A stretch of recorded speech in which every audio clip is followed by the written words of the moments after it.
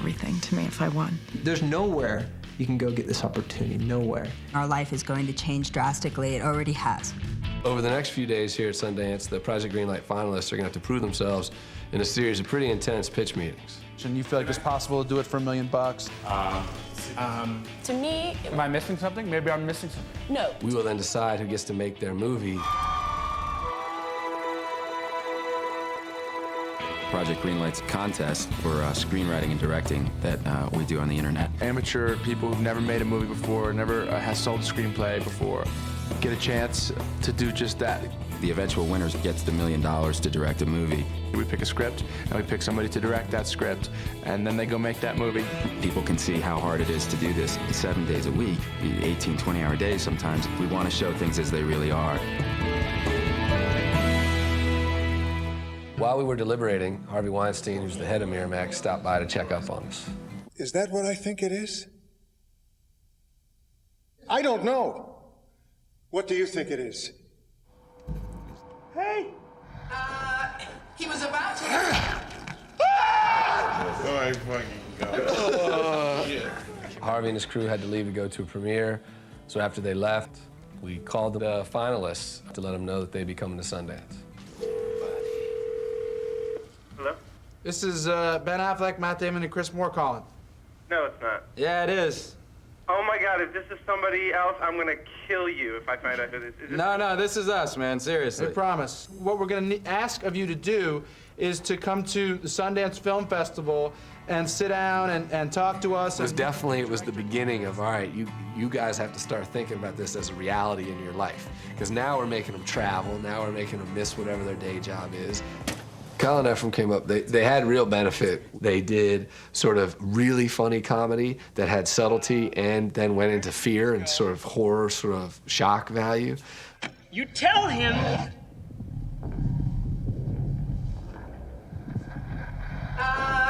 He was about to. You know there are 4 remaining scripts. Are there scripts out of these Tell final us what 4 you guys that like and respond to. Battle of Shaker Heights. That was our top pick, yeah. What's your kind of vision, I guess, of this movie? There's something about that movie that could be like an anthem film. I think it could speak to a generation. We've both talked about upping the ante in the movie and really I think Kelly, he tells a lot of what his problem, his pain is instead of us seeing it. I'll put it to you very plainly. A lot of people would look at it and go, yeah, these guys are good. These guys are really funny. They do this kind of funny, broad, fun comedy stuff, usually with a big twist at the end. These effects really well.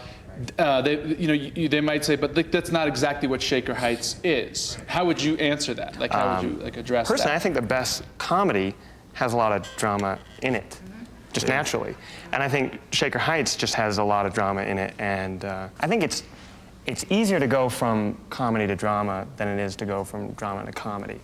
On a set, how does it work? Yeah, as a team, yes. Somehow, I don't know how, it's kind of a creepy connection, but somehow it just works. I mean, a lot of the teams are brothers, nowadays, and maybe we were brothers in a past life, but both of you can't be talking to the actors. Why? Well, ever since we've been co-directing, we found that even though it sounds like a dangerous proposition, it's worked out really, really well. Yeah. The two of us, even though it may not seem like that now just because we're nervous, but we have a very similar vision. It took all day to meet the writers and the directors, and then we had to pick a script and the director that we were going to announce the next day as the winners of Project Greenlight. I just throw on the table that I would just say that I think to do that movie right, first-time directors or whatever, I think you need at least 24 days to shoot, because I think you need to get the performance we need more money. Of those people. It's true. And they said that they can do it for $1 million. Yeah, but they don't know. They've never made a movie. They're very mature, and they have a good sense of humor that could keep them going. Matt Damon is awesome. I like Joe better. Either one of the 2 I can go with. What do we tell them tomorrow at the thing? It's a party. We announced it to everybody. This could be a really good movie. It's like a real movie this year, which is great. Just getting ready to go to this big shindig. I didn't know what to wear, so I wore everything they gave me. Oh, excuse me, I think I'm getting a call on my Sprint PCS phone. I'm ready for virtually any weather condition. Are we running behind here?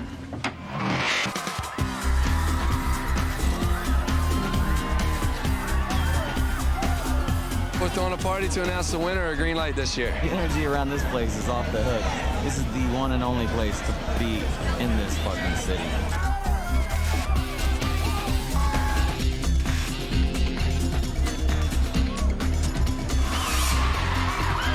Hey, I'm Matt Damon. This is Ben Affleck, and welcome to our coming out party. Choice for director for the film The Battle of Shaker Heights. We chose Kyle Rankin and Ephraim Patel.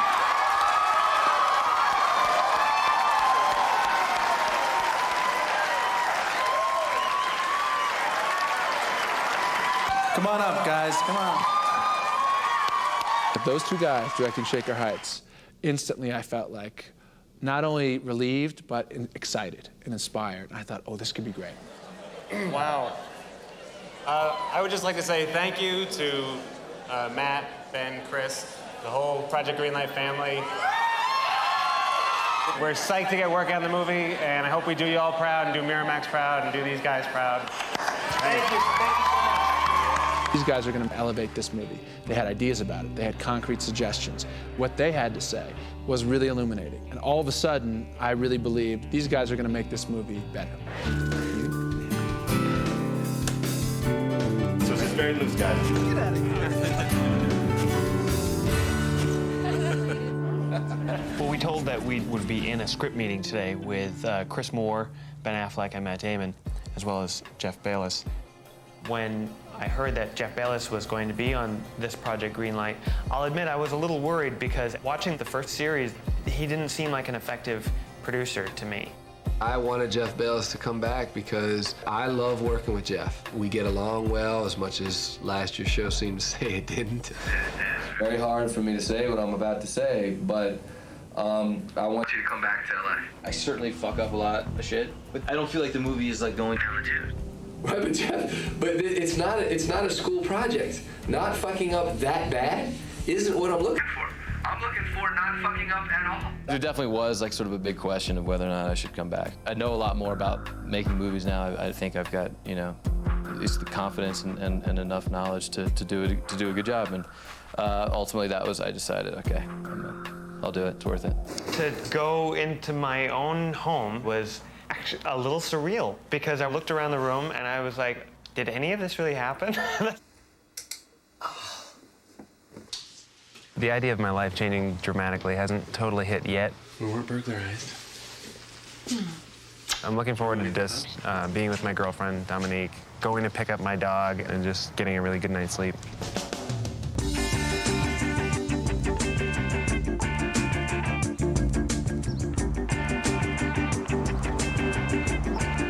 Arriving here was pretty strange. I can help you. Yeah, it's Ephraim from Project Greenlight.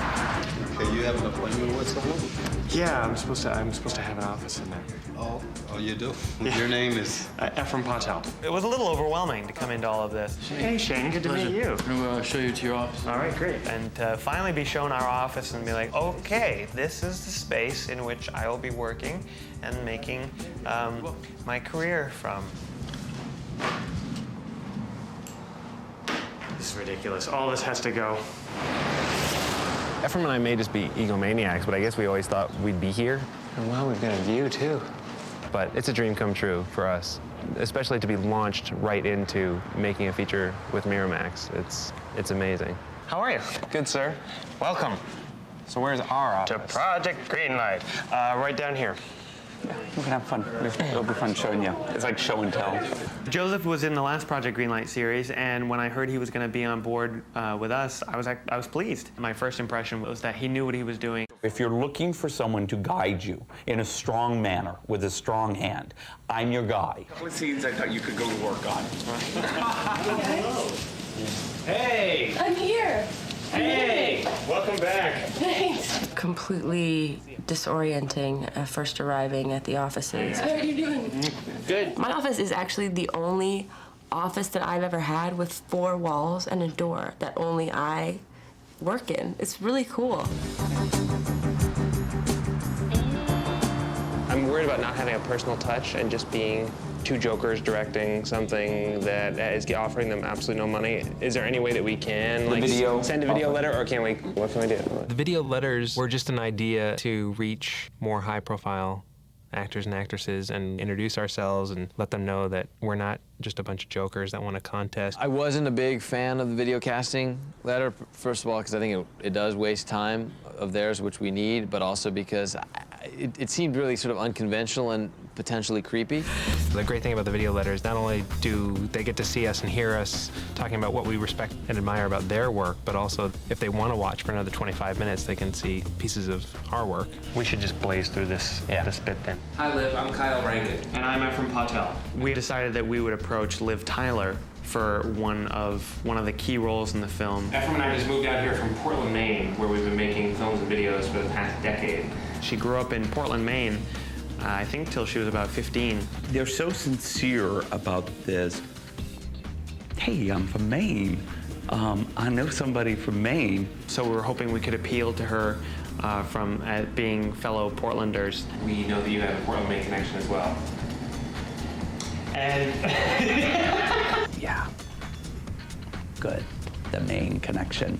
But the truth of the matter is, you gotta get real. We got 5 weeks to shoot. And action. For two filmmakers who have been struggling sort of away in really fast. Yes, sorry. And we've been working very closely with the winning screenwriter, Erica Beanie. Hi! Hi! All right, stand by. Hey, Liv. I think the part of Tabby would be perfect for you. You would just do so much with it. I mean, she's beautiful, she's sensitive, she's funny, she's intelligent, all things you are. So just so you can learn more about what we've done in the past and a little bit about us. I think the video letters, you know, they look like crap, but they have kind of a charm about them.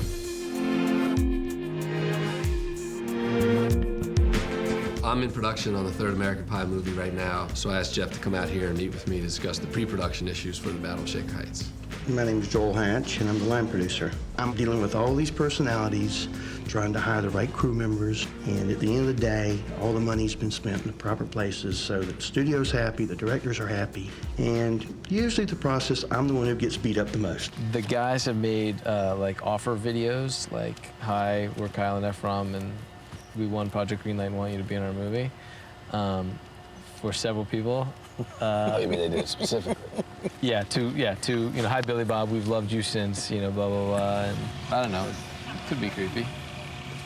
Well, Jeff, your job is to help make this movie. If you think these tapes have even the potential of turning somebody off, you have to stand up and say that. You can't wait. Well, what I'm saying is we're gonna make a first round of offers, and we're gonna see how it's received. No, that's the wrong way to do it. I think I don't, because I don't know. Can I see it, please? Yeah. Before they get sent to anybody, could I get a copy of the tape out here, please? Yes. It feels like this college project. If that's really what they're spending their time on, I just don't think they get it. Well, that was good.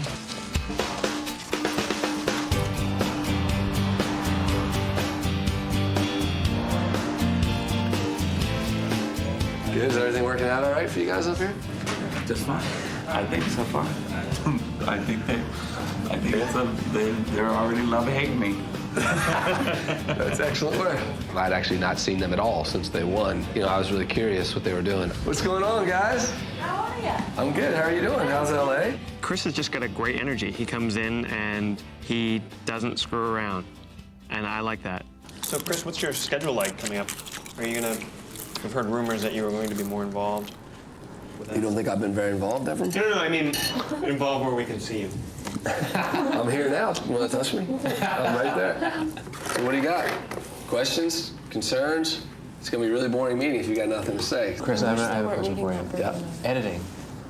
We would love to We do need to do it. We would love to edit. Editing is something that I've always felt was a strong suit of mine. I've done so much editing on our projects that it's become clear to me that it's a huge part of directing. I don't know what the union rules are, but we want to edit this thing and maybe have a night editor. Erica's shaking her head. I totally trust you guys, but I do know, like, just speaking from the collaborative process about the script, that it's incredible to get someone else's head in there and, you know, just you see something the same way, and when somebody else says, actually, look at it this way, it's really cool. I think it would drive me nuts to sit in an editing room and try and watch someone edit and try to describe to them what it is I'm looking for. I think I'd want to shove them out of the chair and sit down at the controls myself. I don't think this movie can afford 2 editors. So the point is, if you guys really want to edit it, well, we just don't have to hire an editor. That's a real good savings. I personally don't think it's a great idea, though.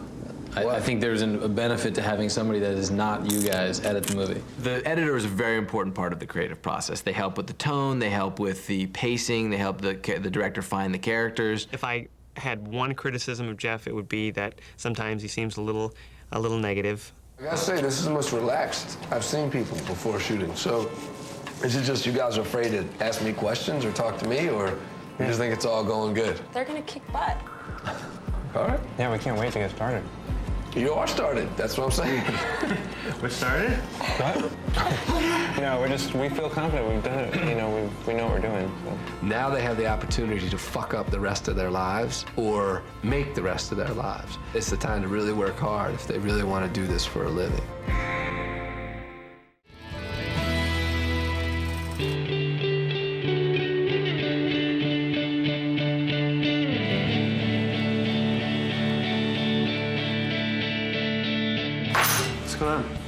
I just brewed some coffee. Okay. 2 weeks ago, I was still weeding gardens and that kind of thing. It's just so cool to just be here doing what I love full time. You hold that again? So what's some of the low budget stuff that you've done? Down here in the bottom. In high school, I did a play. They have strong opinions, I know that, but sometimes it's hard to get it out of them. I feel like they're both very good communicators with each other, but it remains to be seen how they are communicating with other people. Here's a question I had for you, Jeff. And it's like, well, she's in here and she's showing us her pictures and stuff. I'm like, do we even need a production? Do we even need her? Like, Oh, yeah. why? To build the world, to create the whole, physical look of the world that you're shooting. Well, why couldn't we work closely with the prop master and all the other people? Prop master works for her. Right, but why couldn't? How much money would we save, basically, if we didn't have her? You trust me, you want a production designer. When I hear stories like I just heard today where they're asking Jeff why they have to have a production designer, it doesn't make any sense to me. Sort of like, a guy who wants to drive race cars going, why do I need a mechanic?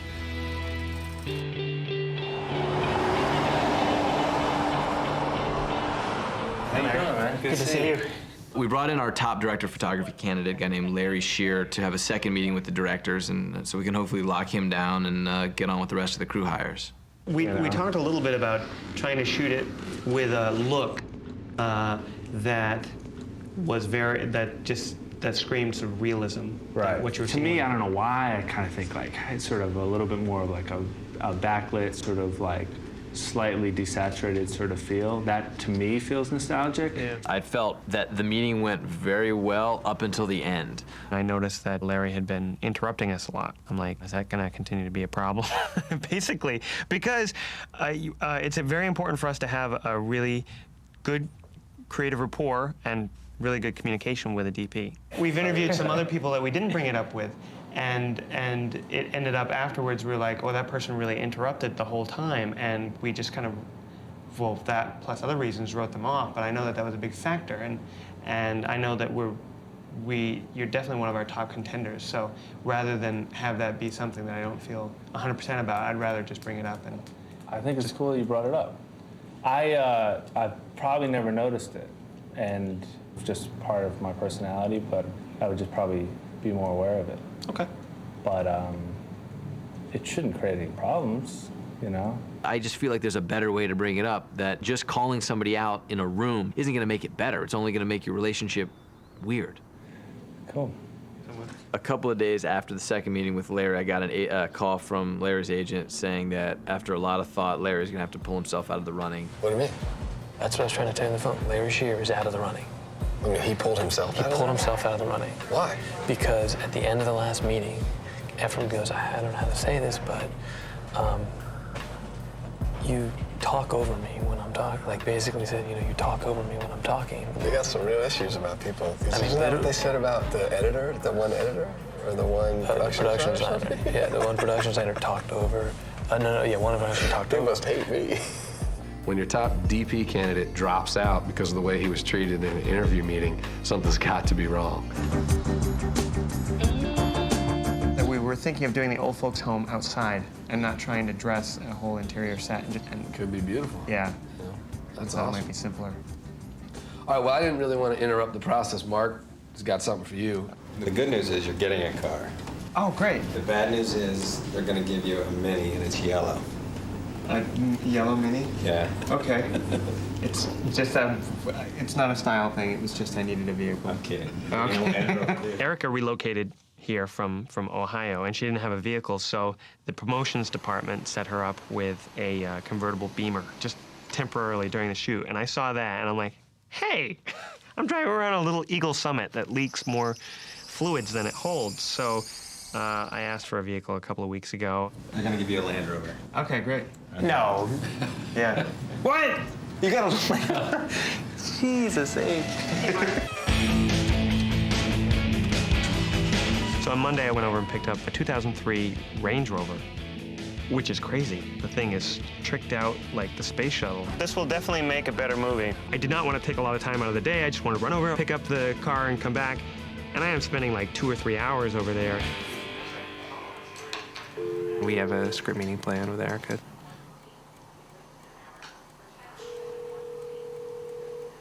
The more stuff I get, the better the movie will be.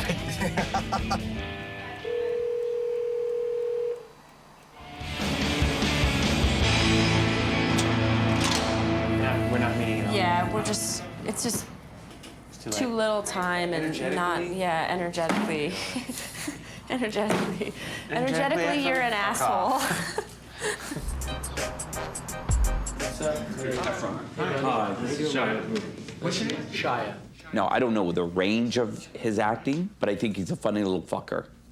So with that, he's perfect for Kelly. Has a little bit of anger in him, but he's charming. He could be cuter, but he's not, but it's okay. And that he's Kelly. It's Kelly, it's Kelly. He seemed nice, but I'm like, he doesn't look like the way I thought Kelly would look. Thanks for coming in. No problem. Hi, Ephraim. Good to meet you. Hi, Laura. I'm Kyle. Hi. Good to meet you. The Kelly character is going to require someone who's really capable of really great comic timing and emotional range. So it's a tall order for a 17-year-old. You know, I don't feel comfortable calling anything done since the Renaissance painting, you know. We might have more experimental interaction with the picture surface, but, you know, our skills have suffered from it a great deal. The first time Shia read for us, I wasn't sure what I thought about him personally because he had sort of a weird, sort of loud energy, and I was like, I'm not sure if he's really Kelly. You paint? Well, you know, kind of. My mom's an artist. So? I totally fucked this whole thing. Tennis injury, you paint. Let me start from there.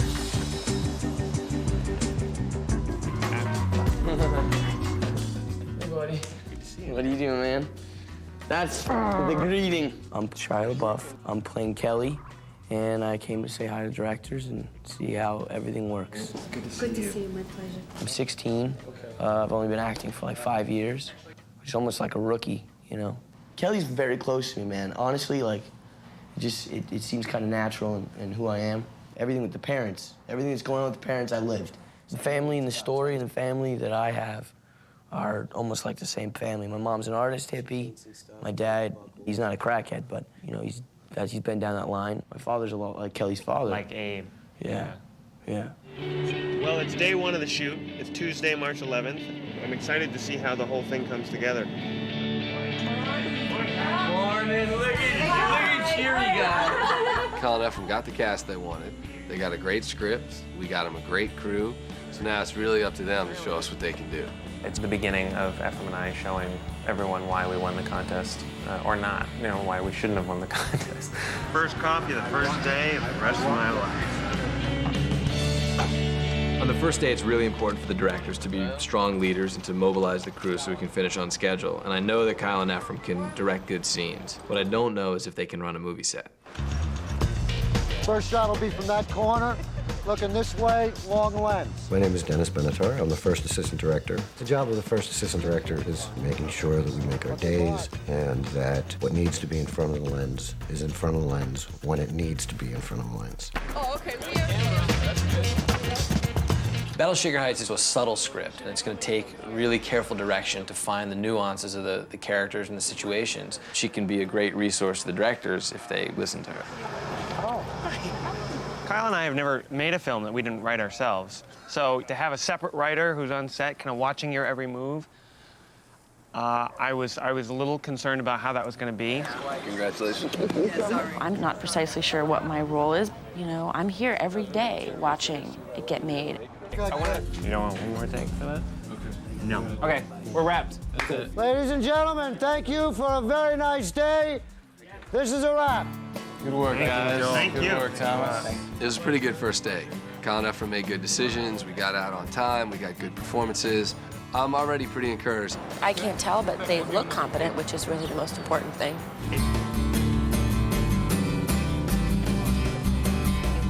We're shooting scenes with Bart and Kelly hanging out in an Army-Navy store. Today should be another fairly straightforward day. I'm gonna go deal with this prick. Yeah, he's like, I'm gonna get my lawyer down here and get you guys shut down. Fuck you, you fucking prick. Who is it? You know, he's a fucking nobody that rents the building and the owner didn't tell him. But I don't understand what we're doing to upset him. I mean, it's a parking lot. It's just, you know what? Some people are just pricks.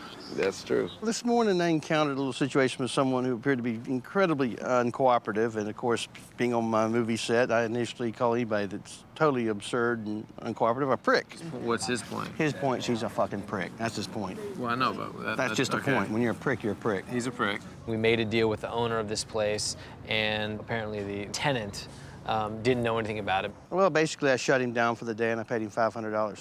So when he said $500, I said, done deal. He's calling off the dogs. Good man. You gotta do something for him later. What do I Do I have to get naked? Yeah. Roll sound.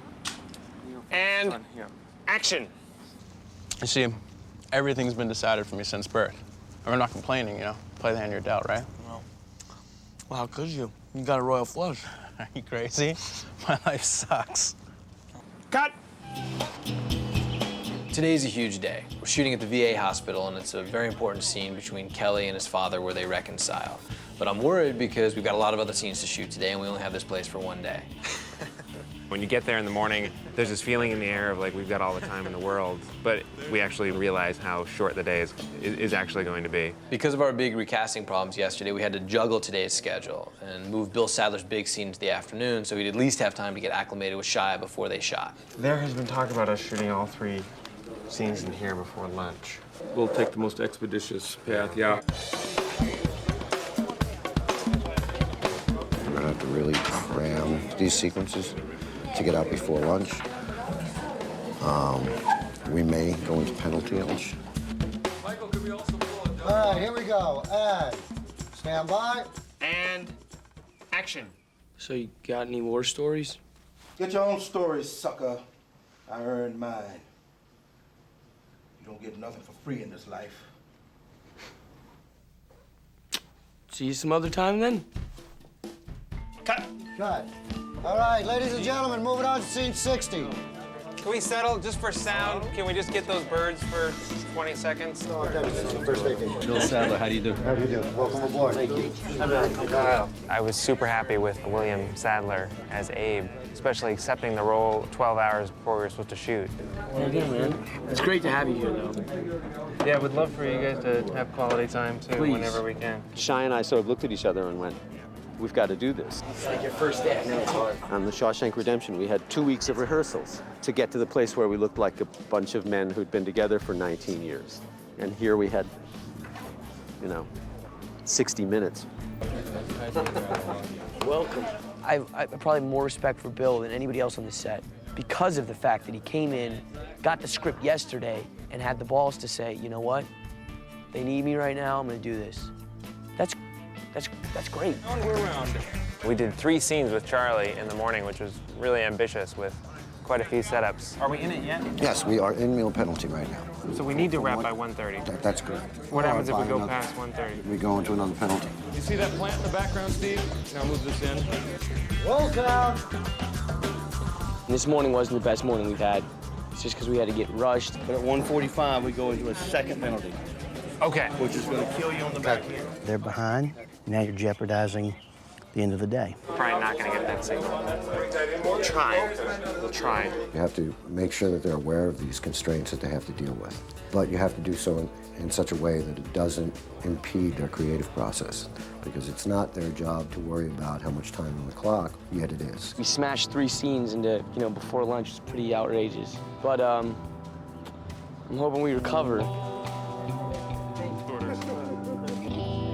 It's so close to my life. Is it? It's my life. Is your dad a junkie? Yeah.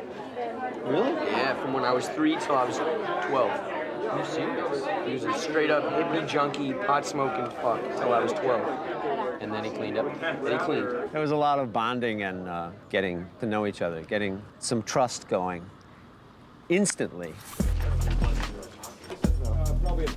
Shia's mom and I talked about the fact that it was going to be a very hard scene for him. Clearly, it's a very intense moment. It's a big, big scene. Kelly's looking at his father, looking like he's about to die. And at that point, he expresses, how much he loves his pop. For me to do stuff like that, I got to sit by myself for a minute and think about what's going on in the scene, and then I got to go into my head and think about things that have happened in my life to get that emotion.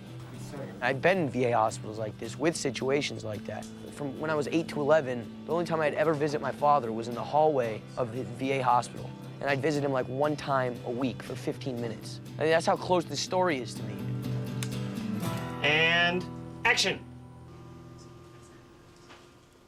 Hey, tell me something. How come nobody ever reenacts the Vietnam War? Why? Yeah. It's too depressing. Yeah, I guess. I can make it work. Yeah, I bet you could. Cut. Great. That was good. Can we just pick up the cross?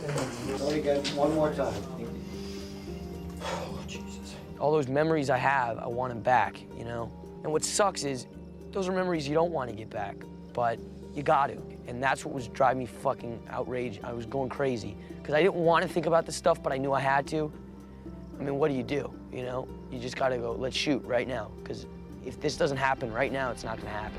It's unrealistic to say they're going to get 35 setups a day. We've been behind all day, and now we're in the position of having to rush to get some of the film's most important scenes. So that means they're leaving the breakdown to the last 15 minutes of the day, which is gonna make Shia Which is crazy. either going to be the actor or the director's breaking down. Well, I think it's gonna be everybody. There's no way this scene's going to go off. I'm not going to be able to do it. We've been waiting too long. No way. I was freaking out because there was so much pressure. It's like, you feel like, okay, if you don't do this shot, then what happens to the film? I mean, I think what's gonna happen is they're not gonna get to it. Dennis and Joe are gonna try and slam the hammer on them. They're gonna say no. You guys have to make the choice whether you give them an extra half hour to finish. Keep your motor running. Just a little bit, just a little bit. Hang on to a little piece of it. With a late call, I'll lose half the day. Because I'm already walking into a clusterfuck. Let's just make sure we have all teams ready. Everybody's working. Everything's ready. The first turn is actually inside waiting for this shot. Okay. And action.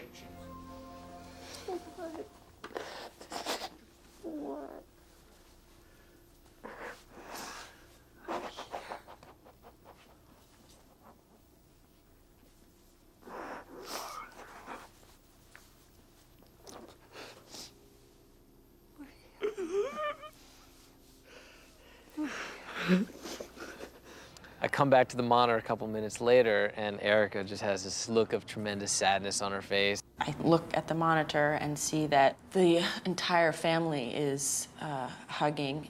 I was kind of in a state of shock about it. No, it was kind of not what I had imagined. All I wanted was the face of the dad looking.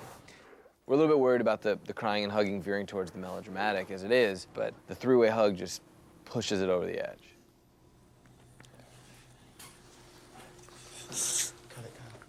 Cut. I was surprised to turn to Kyle after seeing Shia cry, and to see a tear rolling down Kyle's cheek because I've known him for 15 years and I feel I can count on one hand the times that I've seen him cry.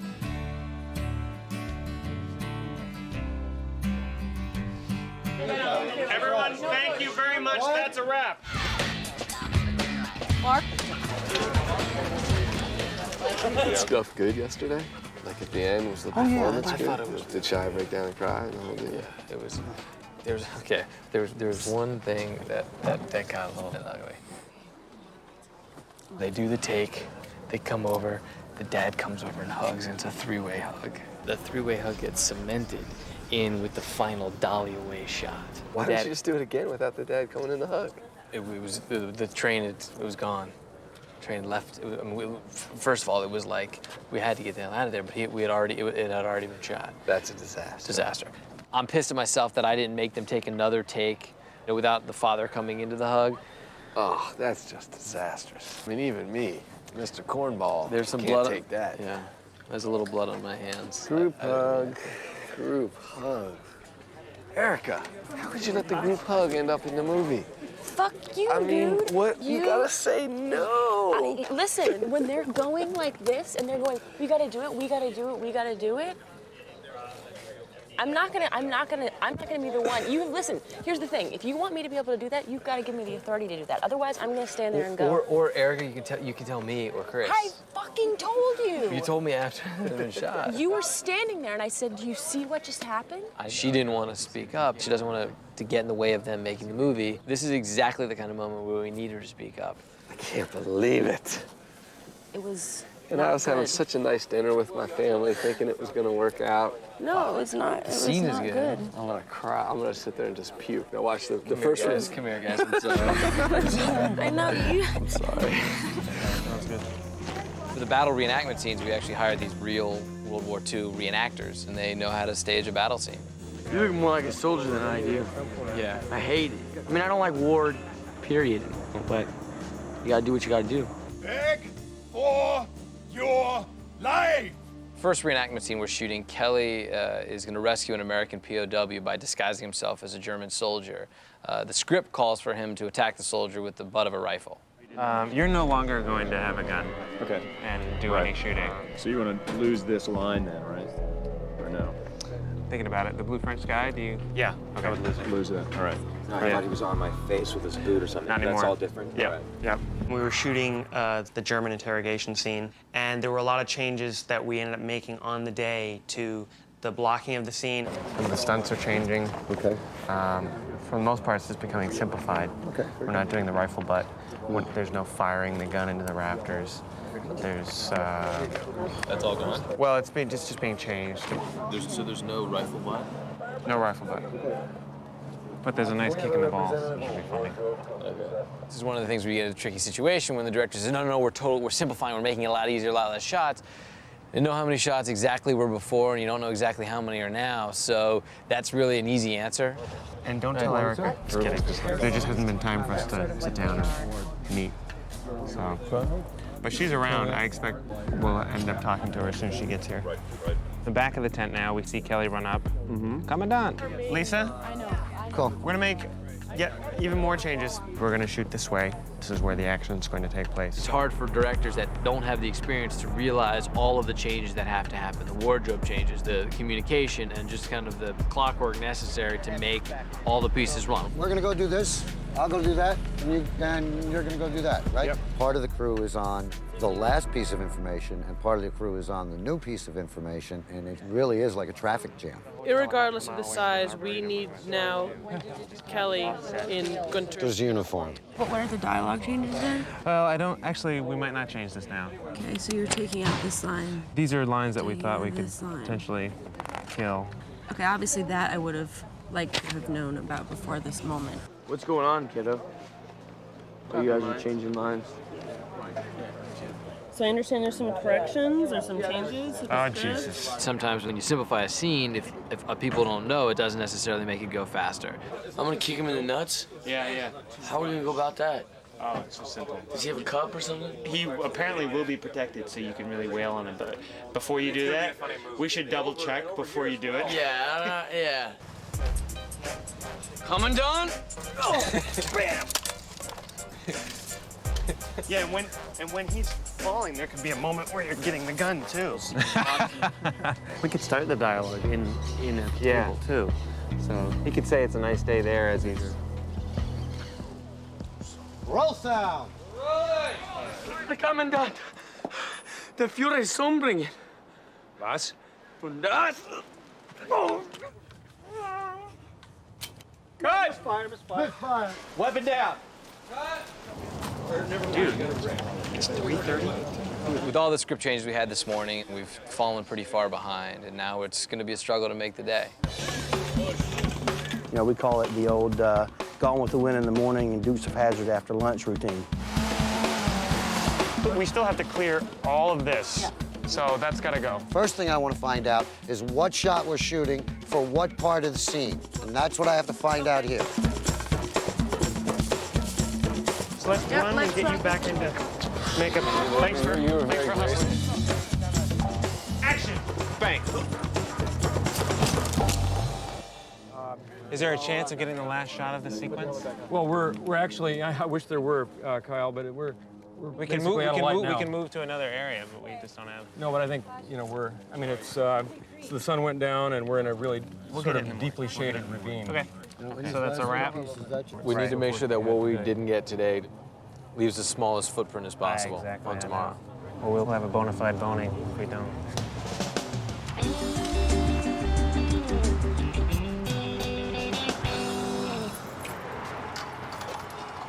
The directors had caused a lot of confusion by making a lot of changes on the fly, so I called Ephraim after we wrapped to let him know if he's going to be making a lot of changes to at least write up a new shot list so everyone could be on the same page.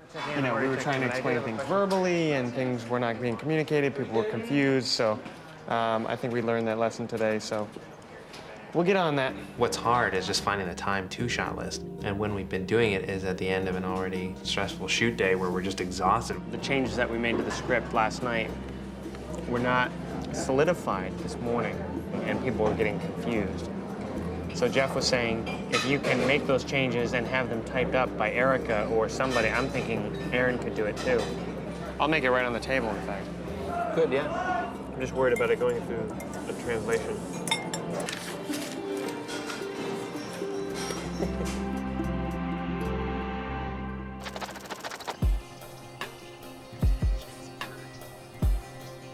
Like right now, you could do it up there. Dark, we'll need sound, and we'll need smoke. I got a call this morning at about 5:30 from Ephraim, who said that he had some new notes and he wanted me to come type them out and print them out for everyone to have. And it was some changes to the script that he'd made. I mean, it's basically the same dialogue. It's just rearranged a bit in order to keep it simple. Simple's good. Arrived on set this morning and saw new script pages that I had never seen before. I felt like the scene was nowhere near as good as the original scene, that something was lost. Felt like it was unacceptable. In this shot, it'll be a separate Erica vignette. Beanie. Do phones work? What's that? Do phones work? Can you use a phone and call someone? Of course, Erica. Okay, so then why didn't you? Erica, it is totally fucked up right now. This process, there is no time for us to sit at a round table and discuss this stuff. So Jeff Bayless called us yesterday. You guys had some problems in the morning because you didn't have changes to dialogue that were clear. He's like, someone needs to type them up so that, you know, people can understand what you guys are thinking. Okay, well, I'm coming to set and I'll just have a discussion there with people about it. Oh, yeah, that would be great. Okay, bye. I love the idea that you guys had about the abstraction, you know, the nebulous kind of slow-mo images. Yep. If I can get you something... Yeah, which they didn't. So I walked into the trailer and there is new dialogue, which, first of all... It's the same dialogue with different staging. It's not. It's not. It's new dialogue, and it's certainly not what I would write. I don't think it's particularly good, and I just feel like if I don't stop this now, that there are just little bits and little bits where I come in and they say, oh, by the way, and yesterday was an oh, by the way, and this morning there's new dialogue that's typed up. The pages hadn't been approved or read by anybody, and Kyle and Ephraim don't have the power to rewrite the script themselves. Hi. What's going on? With the The rewrite stuff? Yeah, the rewrite stuff that I had no part in. It has new dialogue, and it's being typed up. Well, I mean, it's just typed up to show it to everyone. Mm-hmm. But you included. Show it to me. Well, yeah, I mean, yesterday when we got ready to shoot, you were like, it'd be nice to know, you know, an hour before we shoot. Well, I guess what I don't understand is sort of how it got to why I wasn't involved in the process prior to the point of you having kind of new pages that you're essentially, you know, distributing. Because now, obviously, as you can see, whatever you needed to have happen, I have no time to think about, which kind of puts me in the position of either having to come up with something on the fly or accepting what it is that you came up with because I didn't have time to think about it. A line had been crossed that was detrimental to the movie turning out as well as it could. You can't just come up with new dialogue. I mean, you know, she's on the project, she's a writer, she's doing I think a very impressive job. Right. What happened was we ran out of time in pre-pro to deal with the scene yesterday and today. We kept telling Erica, like, we have some changes on the scenes, and then we just wouldn't have time. She had time. Because they're doing what every director does. They're just trying to do what they want to do with the least amount of resistance. And they know, as anybody knows, if they have to put it up ahead of time for approval, there's a chance it doesn't get approved. Chris has been floating around, and I see them talking. We're entering a damage control area right now. We got Chris Moore, Erica, and Jeff. I think we're about to have to deal with a situation, so I don't know if you have time to break away and come up, but I think it's going to happen right now. But is it blocking or is it dialogue that bothers you about the scene? The dialogue. I just think it's too late in the game to throw in at actors and everybody else new dialogue. But it's also not approved by the studio or anybody else. I see. So we've been having this battle with Kyle and Ephraim about trying to be more clear with everybody when they change their mind. There has to be an approval process. I see. Someday you'll get final cut and you can do whatever the hell you guys want. Right. But until that day, there's people involved. But also I would just encourage you that you got a big crew of people that's trying to prepare everything. So like yesterday when you changed from the rifle butt to the kick, right. You know, you had a poor art department guy spend 4 days of his life building a fake rifle. Action!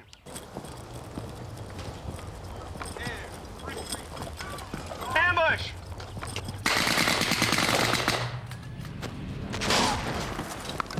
Mortar!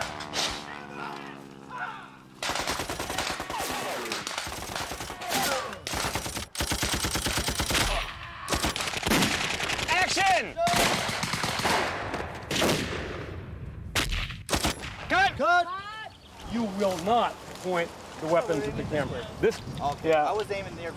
You aim square camera. You can't do that. Who's briefed him on safety? Well, you better give him another briefing.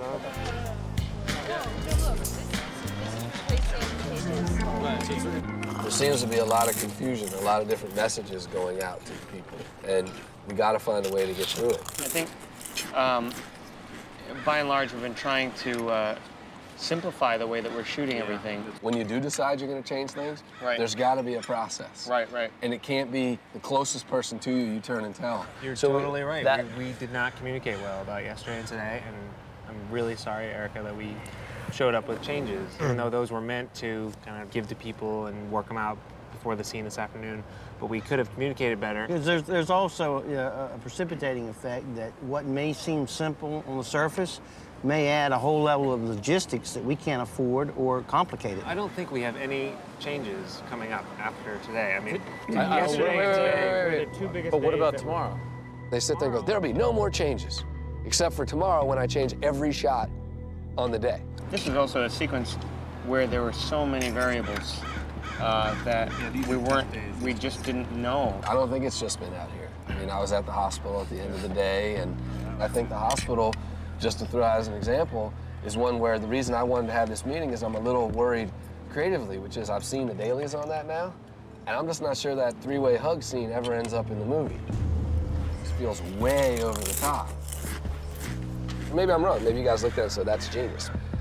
Chris sometimes has that energy of sort of swooping into a situation and pointing fingers. So to be in the Arboretum and have so much to be thinking about, and then to have Chris coming in and just sort of like throwing around just this weird energy, I didn't find particularly productive or effective. There's two options. One is either they're just naive, the other is they're passive-aggressive, manipulative fucks.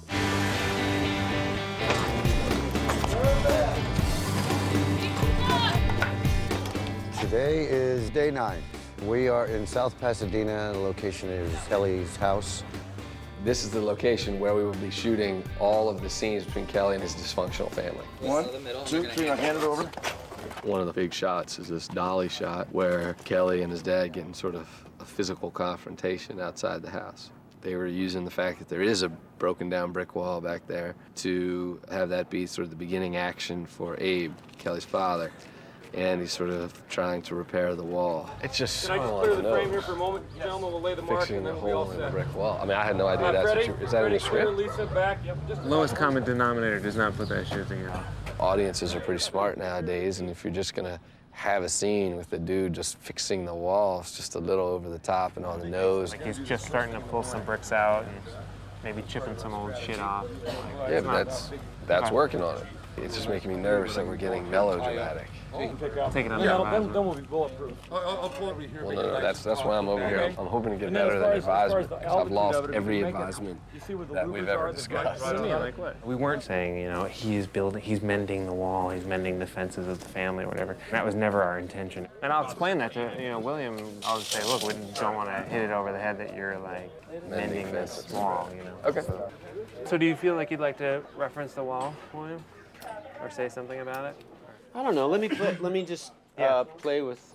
You'd rather it be some sort of like absent-minded, rather than he's actually working on something. Yeah. All right, here we go. Stand by for rehearsal. What are you moving out? You finally had enough? Everybody else in this family is trying to move on. Go to hell. Shit! Listen, I've had enough of this. So maybe like real slow from there to this and say your first line, moving out as you're... Can we just get all the way through? Let's just walk it all the way through for us. Yeah. And everybody else step... I'm sorry I got cut. Everybody else just step away and let us just kind of find it by the numbers. Will do. And then we'll know what it is. Right. And then we can shoot it. Okay. Okay? Okay. Let's pull a camera. So you want everyone... One of the things that you run into with young directors especially is they will plan everything down to the pause between this word and that word. It can make for pretty pictures. It doesn't often make for exciting scenes. You push and I let you. Let me tell you something. You have paid me back, son. And this might be the kind of thing that you would break away from. Away, or would you just be like, I don't even know how to talk to you about this anymore. You know, you just won't let it go, and I can't let it go. You won't let me back in, so. And I think you can still be there. Fuck. Bill, I think It you can might be a still nice moment if you just let me go, because I'm still your son. You still love me. They're insecure. You know, they feel like I'm a director. I've got to direct. So they jump in and they start directing, and more often than not, my job is to relax them and listen to what they want, and then get them to back the hell away so that I can do what I need to do. Everybody settle, please. Quiet, absolute silence. And action.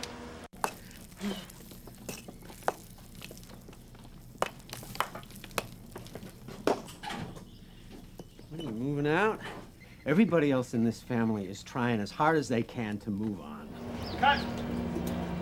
Count again, run away, Back to please. one very quickly. I think we go from 1 to 11. Shia. Nice. Okay, can you run down to base camp, sit down?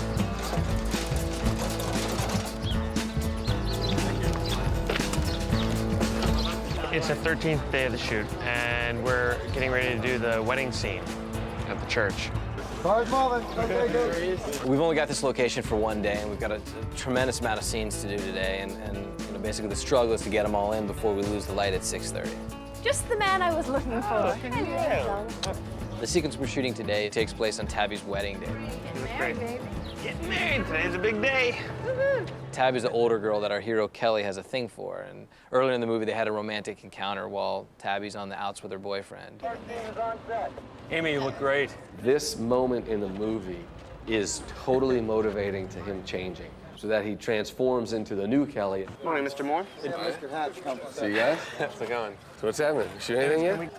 I showed up at 9:30, and they've been here since 7:30, and nobody was shooting anything. How are you guys feeling about it? Feeling good. Yeah? Yeah. You think these actors are more going to be able to play it that's not so melodramatic and whatnot? There's nothing really melodramatic, on the page. She just says, "What do you want to do? Stop the wedding?" Yeah. Yeah, but the way she's saying You could deliver in a really melodramatic way. She's very just kind of calm and confident about what she's doing. Yeah. I feel like we all sort of are on the same page as to how these scenes should play, but then when you get in the actual situation, it's different. Quiet down, please. Roll it, Steve. Mark. And action. Kelly? So what's the deal? Where do I fit in all this? Huh? Am I the virgin sacrifice? You know it wasn't like that. Why are you getting married to this person? And why not? Because you're an artist, and he's not. He's a whatever, It doesn't add up. No, it doesn't always add up. Cut. Cut. Is that rolling on that? On that last one? Yeah. Yeah. That was the first take. I was hoping that was a rehearsal. No. I thought I was pretty sure. He seems like he's in the middle of thought. Like, I got a bunch of questions, and... There were so many things wrong with that take. Oh, there were? Yeah. Okay. All right, sorry. Mark, what do you want to do? Do you want to stop my wedding? Is that it? No, I don't want to stop. Well, what? Cut. Cut. We're cutting? Okay. That she could give him a little instead of being so just sort of. Well, yeah. You know what I mean? You want to tell her? Yeah, if it's cool. Good. Well, that's the thing. Sometimes it doesn't add up. That scene was just a tricky one. Yeah, it doesn't add up. No, it doesn't always add up. And you're not happy for her now, but you will be. I'm accepting it. We're having difficulties communicating with actors. Now your dialogue doesn't add up. At all. Did you guys know we were rolling? Yeah. We'll try it again. We're having difficulty really nailing the tone. The energy felt like it left that scene. Mm-hmm. That take. You kind of see what I'm saying? When you get a little older, you will realize that things don't always add up. Cut. Yeah. Cut. That's cutting. Cut. Even the dialogue was really tricky to make work. I gotta get married right now. I want you to be happy for me. I want to be happy for it. Okay. What time do we have to be done here? We should have been done an hour ago. We didn't start shooting until 10. I know. The scene wasn't getting better the more takes that were happening. But sometimes things don't always add up. 98, take 5. Okay, sometimes things don't always add up. Okay, here we go. Let's try it again before you make it. Quiet down, please. It's been a scene that got reworked a lot in the writing, so we were trying to really nail it. Since you're so confident, Yeah. give him a little, just a hint more understanding and less annoyance. Okay. All right? Okay. All right, here we go. Pictures up. Up, we got a director. Hold the roll. Holding the roll. One of them runs up to the actors, and then the other one, watches it on the monitor and goes, "That's not right." And then they walk up. That was great. I think we're really getting there.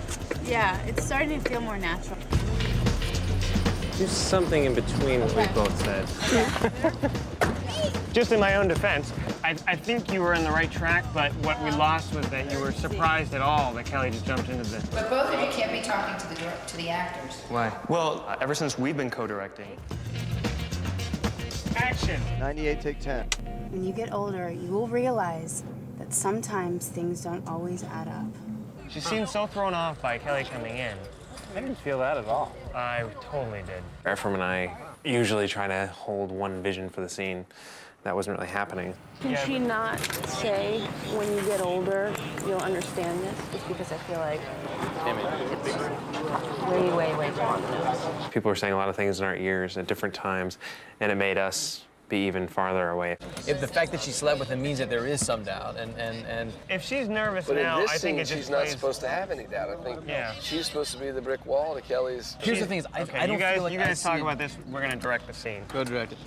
I don't feel like she's on a trajectory in this scene. I don't mind getting suggestions as far as directing is concerned, but I don't like getting those suggestions in front of our actors because it's important for the actors to trust where we're coming from. If you and Chris have discussions about like what it should be, what it shouldn't be, have them. Include us only when you need to. Whether he wants to admit it or not, his hope was that we would just let them do their job. I wish they could look at it the other way, is that we are people who could help them. It's a hard movie. There's so many scenes that are so delicately written. Mm-hmm. If they're not performed just so, they just don't work. Mm-hmm. It's a tough one. Yeah. Can we take a look through the camera, please? Look at these guys. They don't know what to do. Come on, spew your thoughts over here. Bring it on. Okay, can we just close the door? I don't care. Talk to me, be harsh. I don't give a shit. Well, that line we're just talking about, there are things that you can't see when you look at it that way. And yeah. I mean, what do you think that line means? Yeah, we'll confer. We'll give you a concise direction in a minute. When directors know what they want, they're really specific on going about getting what they want. The times that we have problems with Shia and with Amy or whoever, the times that they lose confidence in us is when this shit happens. So I'm just going to suggest that, just like with us changing the script, if they want to make comments on the scene, they better do it in the morning, have them all written up and give them to us. There was a certain amount of trampling upon the relationship between director and actor, which is a pretty sensitive one. Is Chris Moore here? Yes. We need to talk to you, Chris Moore, and Erica together. Okay. Like a general speech about our behavior while you're doing that? Yeah. Right, okay. Dennis, can you radio for Chris and Eric? I was a little bit surprised that Kyle was so frazzled that he wanted to stop everything and have a meeting when we're already so far behind in the day. I wanted to talk to you and Bayless and Erica together. Oh yeah, what are you guys gonna do? Is it about the cooking industry? Let me deal with this, and I'll give you guys a call. Is that mostly what you want to talk about? All right, well, take care. Uh-oh. What's the matter? Scene's not working? I wanted to call you guys together just because I guess I was feeling upset, and I wanted to ask for your help on something, which is, today was feeling very much like directing by committee. And what's happened already, which really upsets me, is there's a breakdown of trust between us and Shia today and us and Amy, because they see us over at the monitors talking to you guys, and they're like, well, they're not fucking in control. So, unfortunately, Kyle, I got to throw a couple disagreements at you. One is, I think the thing that established the distrust, the first thing, was that you and Kyle came on different doors. I mean, literally came on different doors and gave the exact opposite note. That happens a lot. Okay, so that's not us creating distrust. I disagree. I disagree. I think when Kyle sits down and says, well, I just don't think we should talk about it in front of the actors, it's like, what are you, stupid? I think it's more unusual to get different notes from the people who have the title of director than it is to see the producers and the directors around the monitors talking. You know, Kyle, what's making him less confident is the door opens and you yell one note in one side of the car, and Ephraim opens the other door and yells in the exact opposite note on the other side of the car. I know, I'm just saying, let's all come up with something, whether it be note cards, past, or I don't know, 3x5 cards. You're like, this scene sucks. But why do you think that you guys would create a different system than has worked for the last 50 years? Do you understand how dumb a suggestion that is? I'm not going to start writing note cards. I've made 13 movies. Nobody writes note cards. And what are these guys? What do you think the actors are going to think when note cards start getting passed? They know they'll be right there. The note cards. Okay. You want Shia to read the note card that says, boy, he sucked in that scene? I think what Kyle's trying to say is, can't we find a way that this doesn't have to be confrontational? It is a confrontational world. He should be a lawyer. He's good at arguing any point. If at the time he happens to be fighting for what you believe in, that's great. If not, it can be supremely frustrating. They are surrounded by very, very anxious people right now, and I just got the word that they're just wrapping it up and they'll be coming on, and I apologize for making you wait so long. Shia and I were sort of left clueless as they went off and had this meeting for almost an hour. Do we know what the convo's about? I think it's mostly just a basic approach, and This is a lot of time to be talking about shit like this. So Dennis, just stand by. Elena will be there momentarily. What if you guys confer together and then come to us with a concise thought instead of 3 different voices saying different things? You guys have to give us the patience to hear what we have to say and not run away as soon as we start talking to you. I think we all want to just be careful about mucking up the process, and part of it, I think, is going to be Kyle and I making sure we communicate before we go up and speak to the actors. And we will commit to talk amongst ourselves before we come to you and send one person from our group to come talk to you guys. You know, I was happy that they decided to engage us instead of constantly trying to avoid us. You know, hopefully it created the beginning of a dialogue where we will find a smoother way of communicating with each other. So we didn't pick up any time with that meeting, did we? Okay, we can lock it up again, sir. Thank you very much. Here we go, and stand by. Roll sound. Action! Where do I fit in this? Because I'll tell you something, right now, I feel like the virgin sacrifice. That's not what it is. Then what is it then? It's a moment. A moment. What do you want to do? Do you want to stop the wedding? Is that it? Why are you marrying this person? Cut. And cut. It's pretty good. He's good. He's really good. Shia's good. Don't you guys feel like, I mean, you're starting to build great coverage? Yeah. A lot of takes. Yeah, we're just so boned on our day right now. I know. We all like that a lot. Yeah. Just thought I'd come down and tell you. Okay, here we go. Let's stand by. Traffic is locked. I'm getting married right now, and I would like you to be happy for me.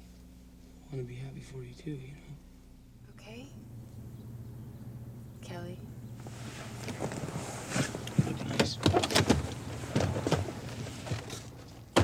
Cut. And cut.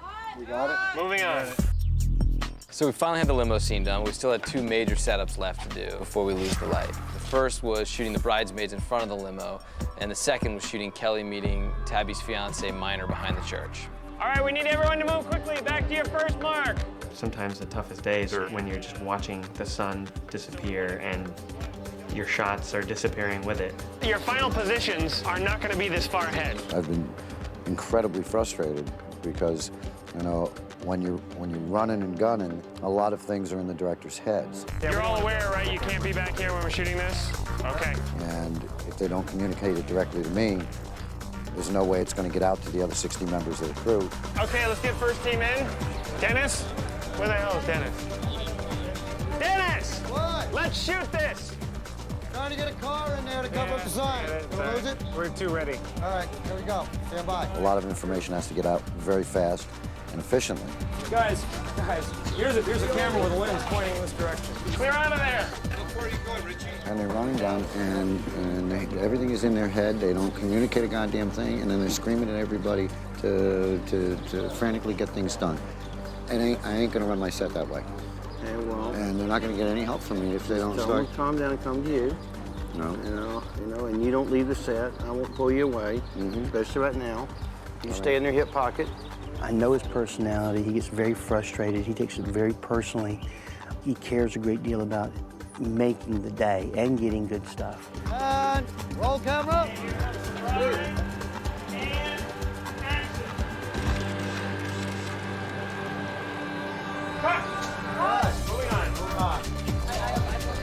Well, you guys are making me feel real nervous with this rushing around stuff. Me too. Ephraim is really scaring me now. You seen Ephraim run around? Yeah, he does that sometimes.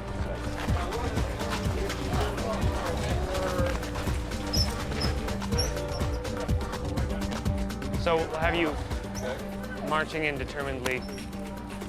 Oh, I'm So we sorry. can shoot this flight we have? Huh? So Fucking out of your mind. I just saw you walk over there, do a circle, come back over here and walk back.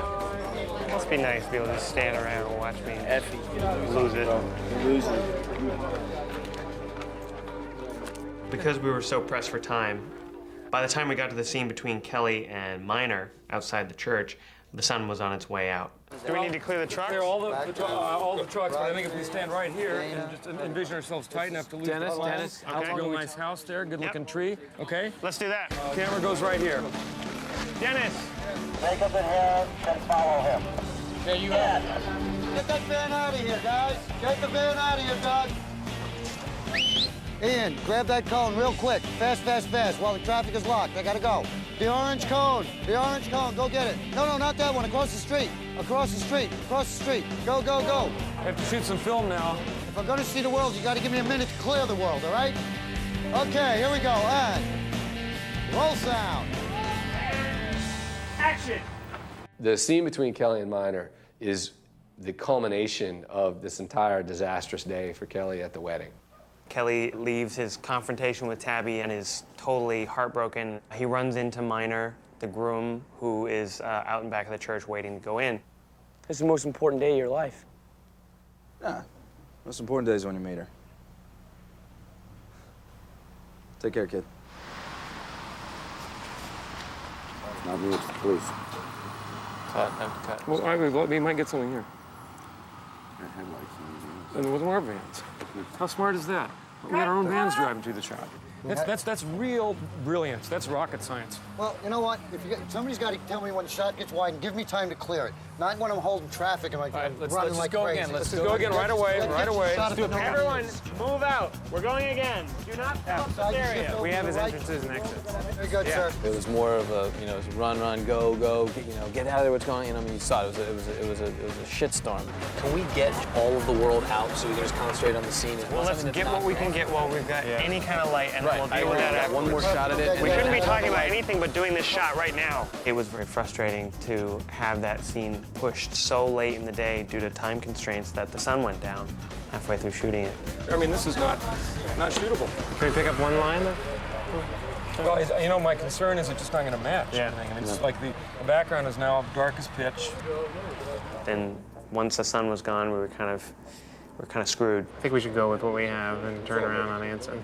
All right, let's do that. We have an hour left in our day. So the only thing that we could do at that point was either scrap the scene or just turn around and shoot Minor's side with Anson and just light up the side of the building as if it was daylight. We're going to have a 12 by 12 muzz up here for the ambience. We want to make sure that... Two mambo combos here, 45 degree. Michael, I'm getting some flicker from something. It is. Created the sun. I'm very confident in Thomas's ability to light the church, but shooting night for day is far from ideal. It gives it a very flat look, and it's going to limit our angles, and I think it's just going to make it seem staged. And action! It's funny, you know, a day like this, and guy can't even wear his own clothes. I'm gonna go get married now. See ya.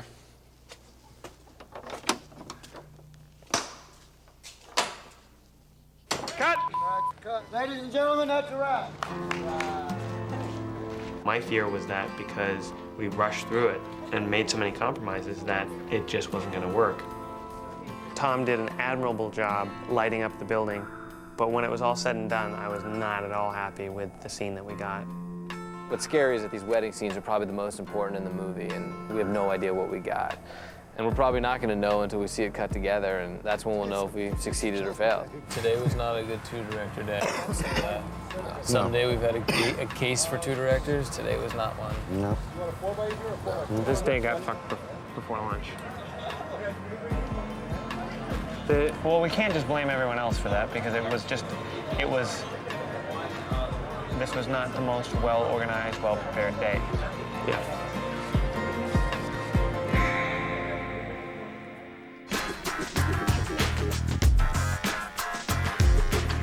Cut. That was the one.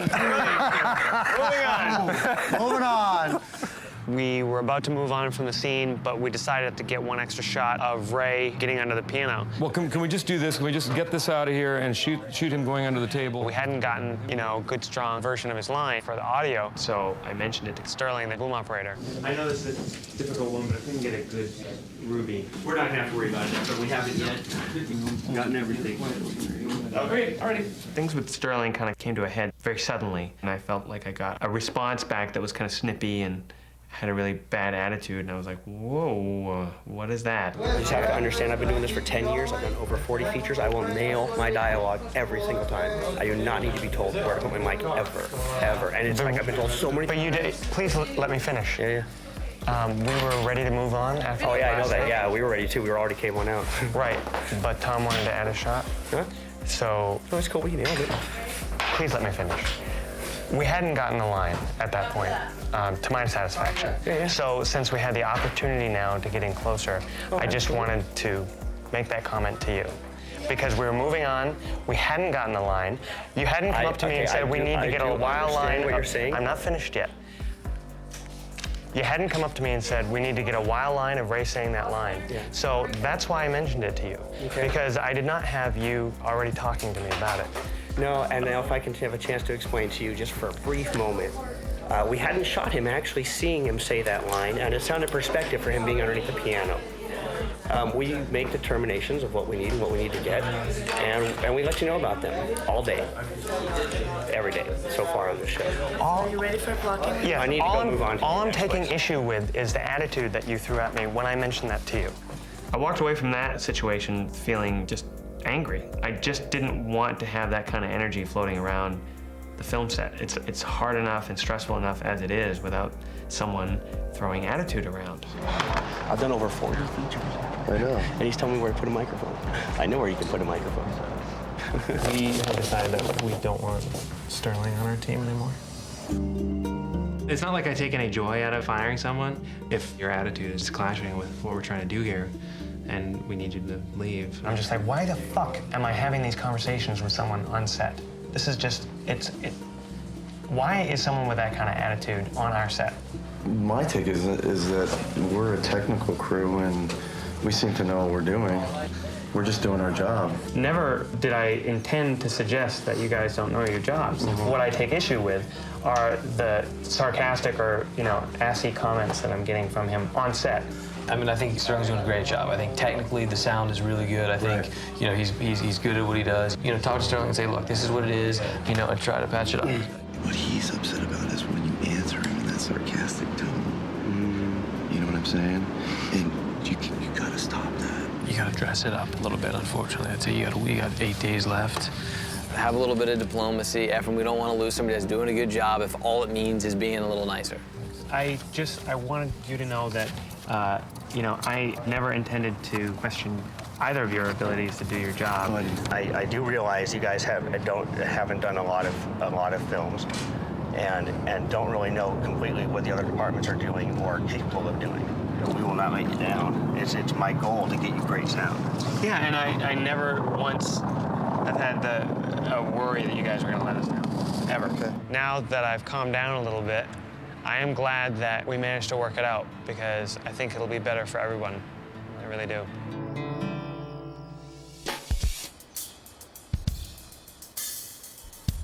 This is the last week of the shoot, and this week we're in the Boland house.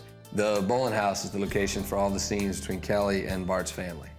Everyone is really pulling together to make this work, and they're working long hours, and you can see the strain that it's having on them. I'm just tired. We've been working hard. I've had like 8 hours of sleep in the past 4 days or something outrageous. This is the home stretch, and people are tired, they're trying to keep motivated, and we really need to push on through to the end. And the hard thing about shooting is that once we're wrapped, that's it. There's no chance to come back and get it again. It's sort of now or never. Let's roll sound. Action. So what was that wonderful cheese that we had in those sandwiches in the restaurant? Gouda. Oh, yes, Gouda. Are you sure? Cut. While we were shooting at Bart's house, Ben Affleck and Jennifer Lopez showed up. Ben's been keeping in close touch with the film. He's been watching dailies, but he really wanted to come down and see it for himself. One of the main concerns I had initially on reading Battle of Shaker Heights was that the waspy, patriarchal family read a little bit too kind of one-dimensional. And I just wanted to come on this day because it is something that I'm a little worried about. I think he's a big presence, and when he comes on the set, everyone knows it. Jeff and Chris are obviously around to take care of whatever logistical issues may come up. So far, it looks great, and they're doing a good job. Get Shia Labeouf. That's brilliant. It's done great, right? Brilliant. I was going to call myself Labeouf, too, as a stage name. I think you should. He took my name. Ben Labeouf.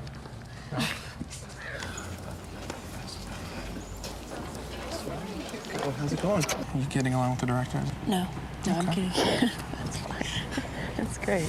Okay. It's been great. I just, tell them what to do and That's direct. good. You should just be directing from the sidelines. Basically, that's kind of what That's the way it'll work best. It's the best, yeah.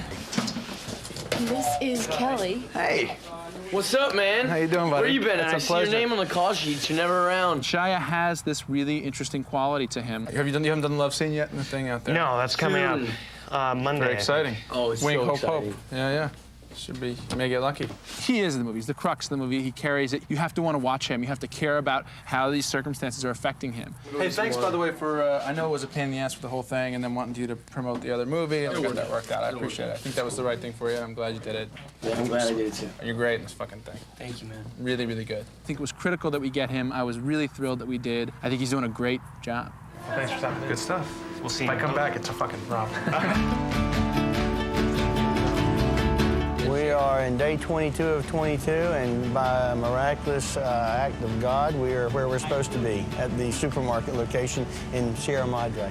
We're going to be shooting all night long. We start tonight at 5 o'clock, and we're going to be ending tomorrow at 6 in the morning. We won an internet contest. Doesn't anyone realize that? We're not doing a good job. We won a fucking internet contest.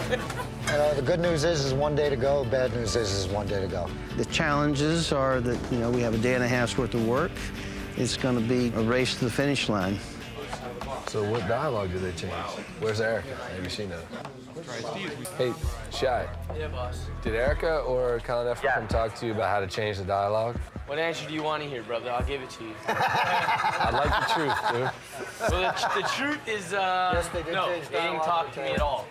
Apparently you've changed it so that she's not getting on it anymore. Yeah. So a lot of this dialogue doesn't make a lot of sense. Yeah.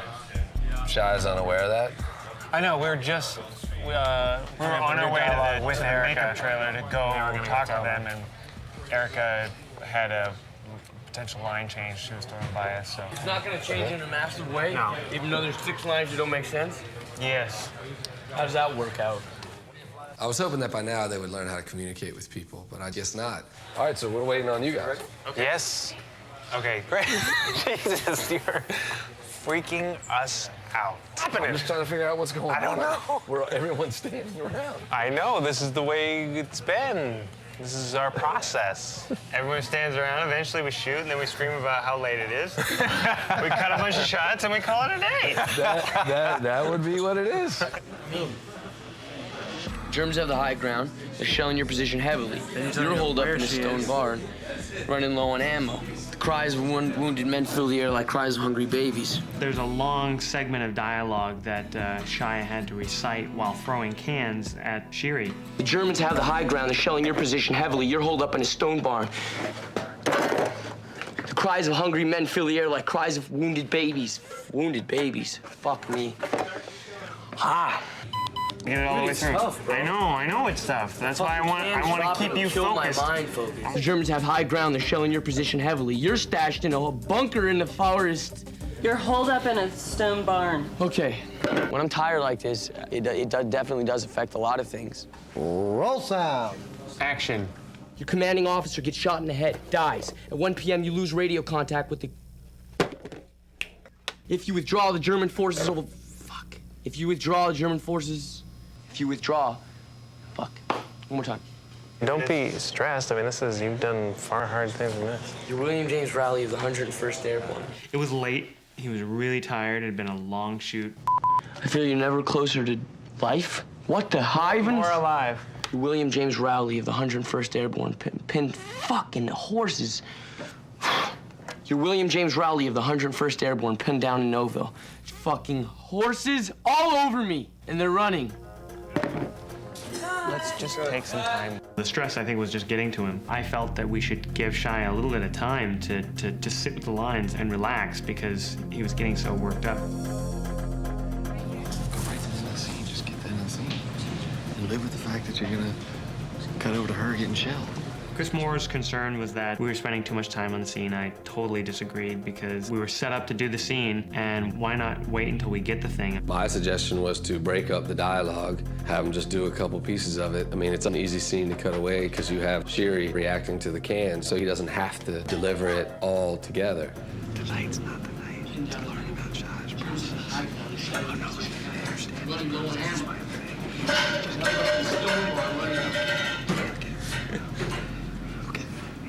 Germans have the high positions. They're shelling your position heavily. You're still... Fuck. Fuck. One more time. If you withdraw, the German forces will flank the entire Allied forces along the Bastogne fires.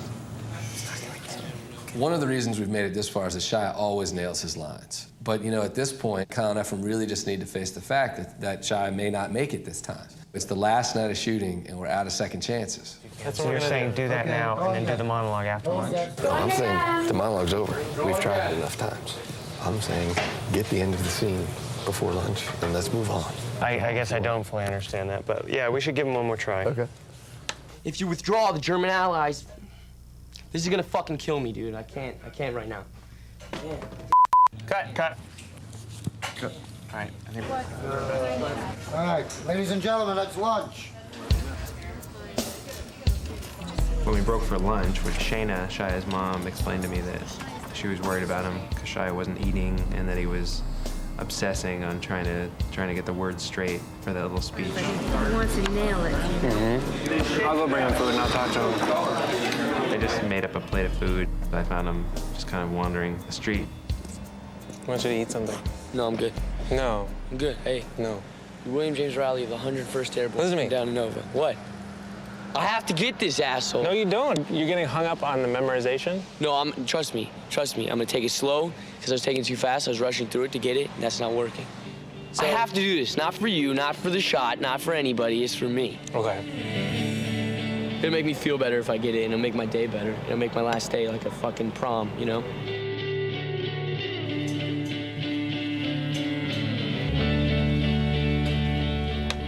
Action. You're William James Riley of the 101st Airborne. You're pinned down in Noville. The Germans have the high ground. They're shelling your position heavily. You're holed up in a stone barn, running low on ammo. The cries of wounded men fill the air like cries of hungry babies. Kelly! Next, your commanding officer gets shot in the face and dies. At 1 p.m., you lose radio contact with headquarters. If you withdraw, the German forces will flank all the Allied forces along the Bastion to break the front. What do you do? What do you do? Kelly, stop it! Battle of the Bulge, Southern Shoulder, December 44. Cut. Moving on. When he came back, he nailed it, and we moved on. And, you know, I was glad that we had taken the time to get the scene right. We're rolling. Action.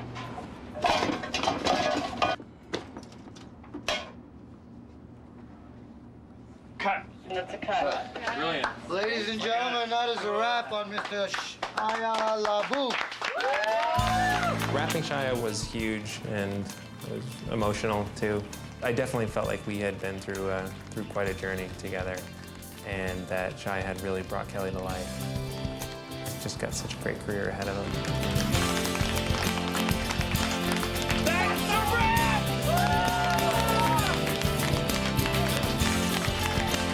The overriding feeling I have is that I basically feel so lucky that I've been given the opportunity to do this. I'm glad that we finished the shoot and we got everything, and I feel good about that, but I'm just sad to see it all kind of come to an end. Although this production was much briefer in time than most, I think we got a lot done, and I'm really proud of what everyone accomplished. I think we made a pretty good movie. I really did. I think it went really, really well. You know, unfortunately, in movie making, just because it went well doesn't mean the movie's any good. Now that filming's over, the next step is editing. This is really the time we find out whether the movie's good or not. We have about 9 weeks of post-production on this film, which is about a third of what a normal Hollywood film would have. So once again, we're under the gun. Kyle and Ephraim have to spend endless days, nights, weekends, holed up in a dark editing room cutting this thing together. And it's pretty grueling.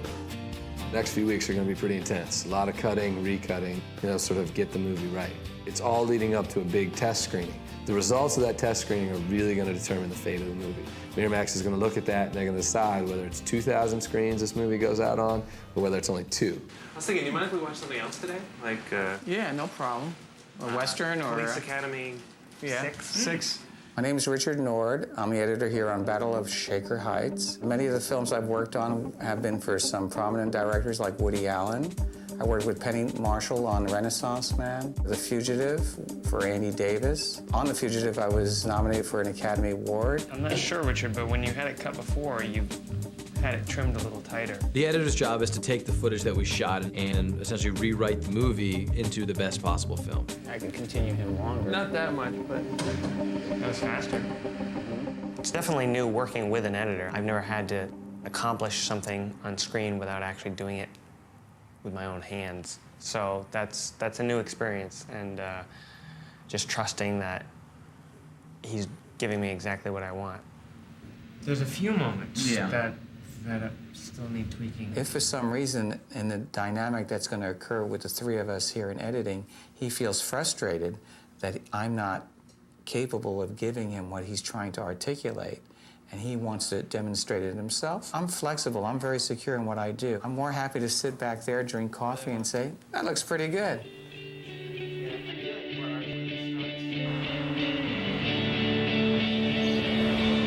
The point at which I think you determine if Kyle and Ephraim are good directors is when they turn in their cut.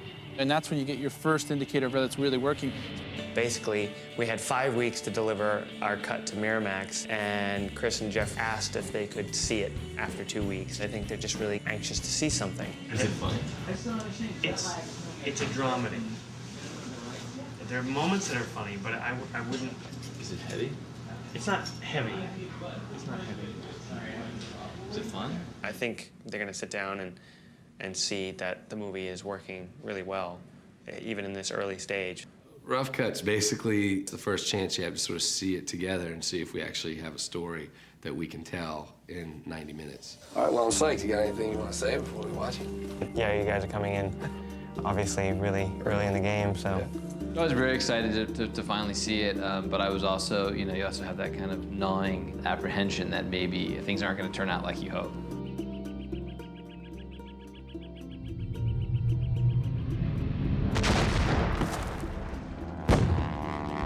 Because it's a rough cut, it wasn't perfect, so you immediately start thinking, well, is it on its way to being perfect, or is it heading down a road that's unfixable and it's never going to be perfect? Come with me to the hospital.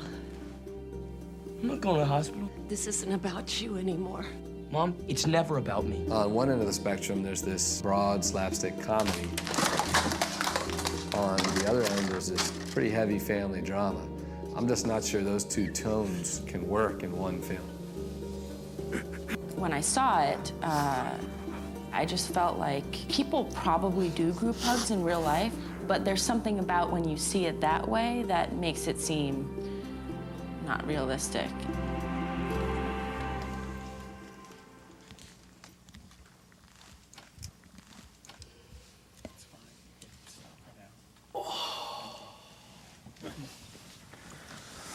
Pretty good? Pretty good. Do you want to go get something to eat? And we had a lunch meeting to discuss everyone's notes. That first 15, 20 minutes, there is no storyline. To me, I'm just sitting there going, what the fuck am I watching? And I've read the script a couple times, and I'm still going, just a kid walking around being an asshole. Based on seeing the rough cut today, there are a couple of major issues, one of which is establishing a connection early on with Kelly as the character that you are rooting for. At the end of this movie, what you want is people to love this character. You know what I mean? I just hope they really understand that for the real average person coming in to see the movie, if they don't like Kelly, they're not going to tell their friends they should go see the movie.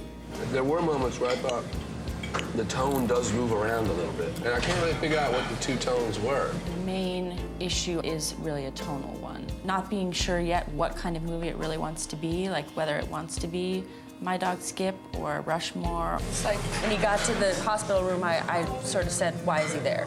As much as I didn't like it in Dailies, I didn't mind the hug. It's pretty good. I would agree, like it's good, it's a rough cut and there are things to be done and basically it's good. It's after the next screening that it starts to get a little panicky, because then we'll be down to the wire. Chris is basically giving us permission to just put the movie in a blender and shake everything up again. Now it's time for them to really sit down and make the decisions in their own minds about what movie they want to make and show us their version of the movie. What's interesting about editing is it's a sort of invisible art. Moving one scene later can completely change your perception of the movie. Colin Ephraim took the notes that Jeff and Eric and I gave him and came up with another version of the movie that they're ready to show. I think the film has improved a lot in the last couple of weeks, so. I wanted to see Colin Ephraim basically to try and impress upon them how important the screening at Miramax was. We're hitting a stage where really the people we need to be focusing on is Miramax. I think we really got to gear up for them to give them something to sell. Those executives alone in a screening room in New York City, if they don't like the movie, it affects everything. It affects how it gets released, it affects how it gets marketed, and then it affects the specific things like, is there even going to be a test screening? That costs money, and if they don't think it's worth it, they'll cancel it. Really, it starts with the screening for Miramax. And then the supreme hope is that preview goes well. So you get, 78 to 90. People love Kelly and they have a great time. Basically, it was a touch base, and I guess add more pressure if you didn't have enough. How is American Wedding going? We did a test on Tuesday. It did really well. Get the score yet? Yeah, we got an 82 in the top 2 boxes, which is pretty good. There's sort of categories that people really look at. There's a rating of excellent. There's a rating of very good. So they're usually the numbers that you hear first. They'll say, okay, you got an 80 in the top 2 boxes. Any movie you screen for people will get a 55, unless it's really awful. It's hard for all of us because our first movie got an 89 at the first screening, so... Chris was coming in and sort of spouting the American Pie numbers. Those are pretty ambitious. That's also a very broad movie. I just wanted to manage expectations. It's hard with, with a quirky type film. I mean, that's sort of why we're trying to drive it to a broader audience. But it's not, Chris was quoting American Pie numbers, and that's, we want those numbers and we need those numbers, but You don't think we'll get those numbers? I don't know. Jeff has never been the type of person where you're like, how do you think it's gonna go? And he's never like, oh, I think it's gonna go really well. Jeff will find a way of tempering everything. I think we're gonna get a 93. Do you? We're gonna place bets on what we get? Sure. I'll take the under.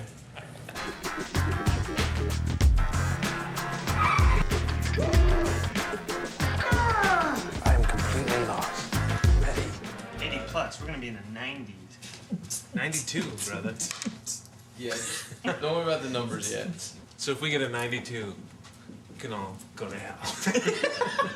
Yes. Yes, 92. That's the plan. 90. Your life will change if we get a 90. Today is our test screening. So we were in here first thing this morning, just trying to get it ready. Where we're gonna be tweaking the thing right down to the deadline. Yeah, okay. All the work we've been doing for the last 6 months really comes down to tonight. And it's really sort of worrying to me because I really want to make sure the screening goes well. When Kyle and I in the past have had deadlines to work up to, we usually work up right up to the last minute and then race over with the tape. But apparently that's not the way Miramax likes to do things. So I suggest you guys stop what you're doing and start outputting. Okay. Andrea was livid when she called. Basically, we found out they couldn't get the screening ready until they had the tape. Things are a bit torn apart right now, so we'll see what we can do to cut that shorter. Okay, understand that's not good enough, and just do it as fast as you can. I hate to be a bitch about this, but this should not be happening. Okay. Putting a fire under your butts right now. Well, consider it lit. Okay. All right, goodbye. Bye. Yeah, there was just no calming her down. So Miramax doesn't like doing it right up to the last minute. What the fuck? That's what being independent filmmakers used to be all about. Yeah, I think we're not independent anymore. All right, here we go now. Okay.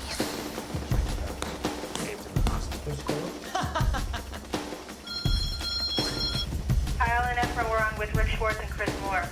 Hi, Rick Schwartz and Chris Moore. I was sitting in a production office of The Aviator, another movie that I'm working on. So I had to tear myself away from Mr. Scorsese and company to get a hold of these schnooks and find out what the hell was going on. Where are you? We are at the edit suite. The tape is on its way. So how come it was so late? You said your tape would be out here about 4 o'clock. Well, I'd just like to apologize to all you guys. Of course, you're right. The screening's at 7:30. It's around 5 o'clock.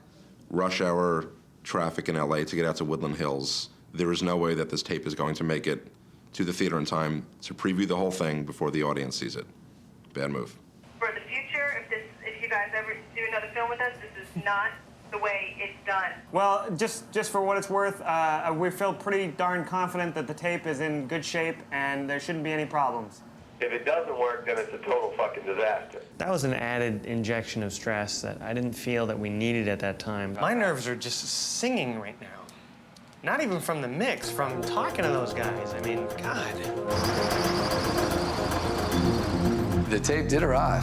It showed up at the theater, but once again, no one's seen it. So we're gonna learn if it works and how it's playing in front of 200 people. We've been working in a vacuum for many months now, and almost 200 people are gonna see the movie. This is a huge event. You could have your cell phones out of your pockets, please. Do you consider this a high point of the process, the test screening? Absolutely. Yeah. It's my favorite moment. That's probably why I'm so amped. Really? It's my scariest and my most exciting. I think we're gonna get a 92. I'd like to welcome you guys to a special screening tonight of The Battle of Shaker Heights. You guys are one of the first audiences to see the film here. As soon as the film is over, the lights will go back up the way they are right now. If you guys can stay in your seats, we'll be up the aisles to hand some information to you.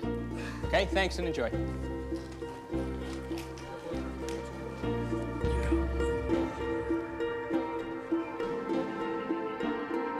You always know in the first 10 minutes whether or not it's going well. I was sitting next to Eric, and the audience started laughing right away. The first big joke, which is the cell phone and the battlefield. Now it's your turn to do some begging. Please.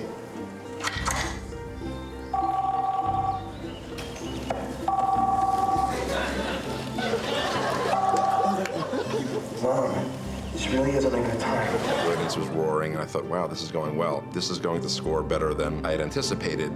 It was great to feel the audience being taken on a ride. Yeah?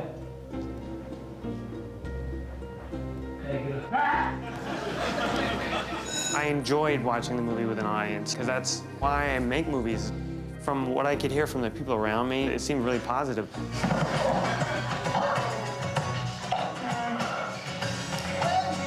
Better.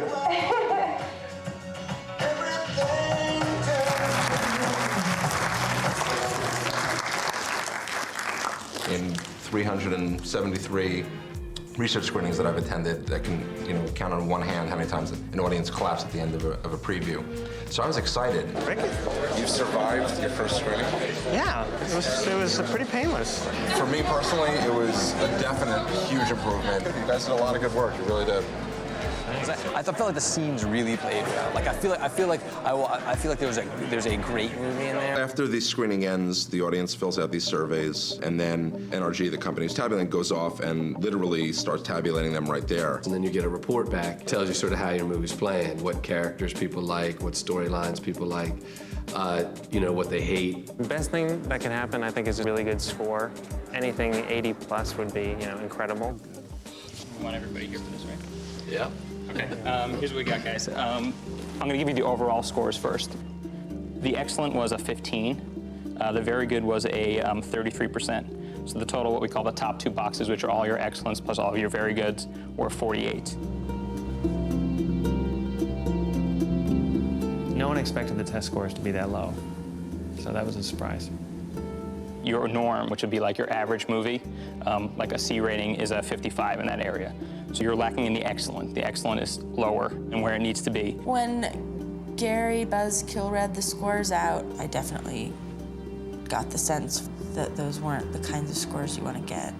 I did feel like when the numbers came in, I was a bit like, oh, punched in the gut.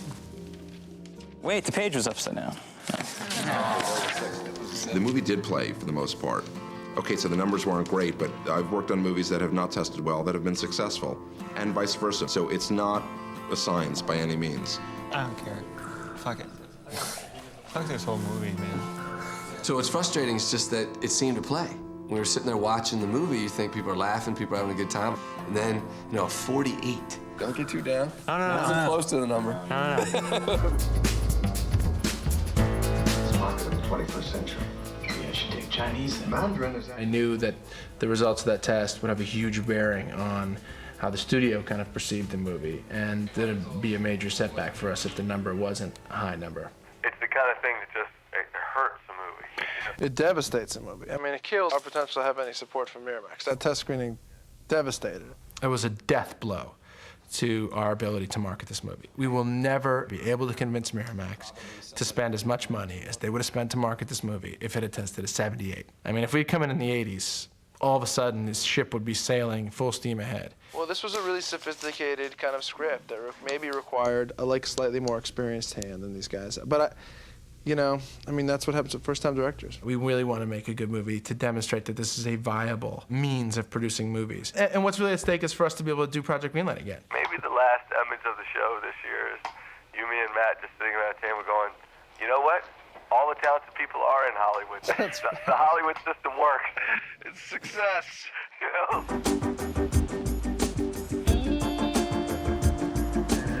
The extra commanding officer gets hit in the face, dies. To look at the material over and over again, it takes its toll. I'm gonna lay down for a moment. They had a script which is kind of alien to them. It's not their sensibility. They look at the film today. It was the first time they were openly so hostile and critical and said, did we make this film? The film is in there, I think. I think that good film, that great film is in there. All we're doing is rearranging the deck chairs on the Titanic.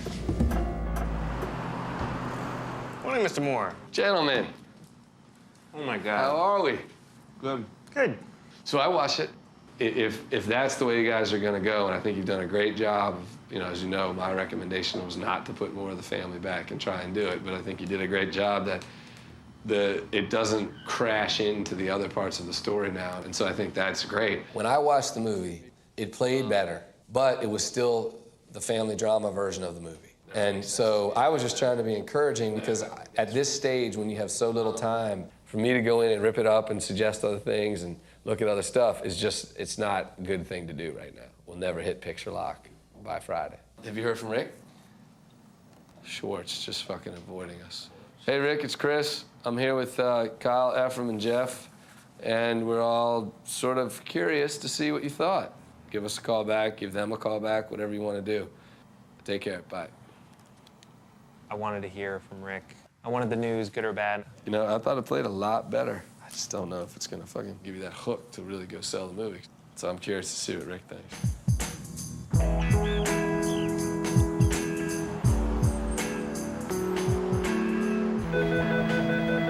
Hey, I have Rick Schwartz and Chris Moore for you guys. Okay, all right. I guess, Rick, you should just start on how you feel about the new tape.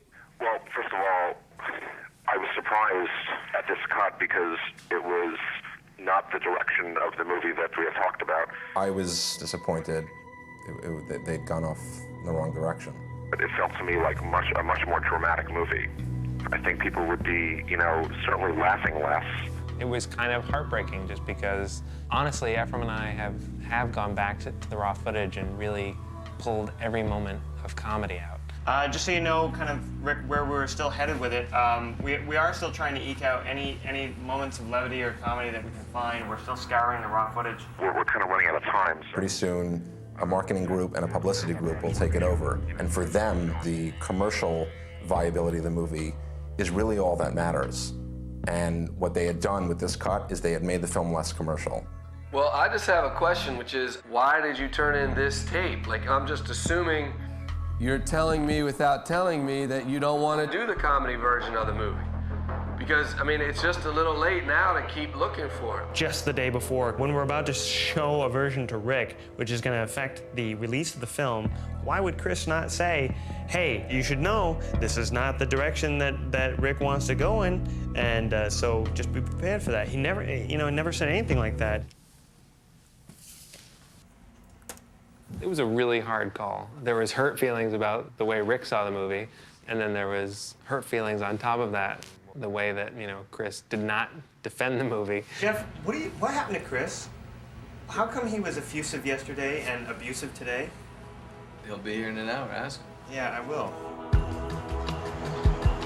I was a little bit surprised by what you had to say on the phone during the conversation. Okay, I mean, I'll take the blame if somehow I've been unclear to you guys. I mean, I thought I came out pretty strong in the meeting about after the test screening, and I think it should be all funny. Right. So my read of seeing the interim cut is you guys took what Rick and I asked you to do and basically said, we disagree, we're gonna do this version of the movie, and we're gonna show it to you, right, and hope that we get convinced by seeing it. I just want to make it as clear as I possibly can that that's not happening. We're not in there being like, okay, Rick and Chris want this, we don't want this, so how can we not call in Chris because we're doing our own thing? It's not what we're doing. The idea that we would undermine the whole process that way, I found a little offensive and insulting because we had been working so hard. Why didn't you address any of this with us yesterday when you were in our office? Waiting, because the only goal right now, Ephraim, is to make the studio happy. So basically you were prepared to back up whatever Rick said. Absolutely, and I said that to you.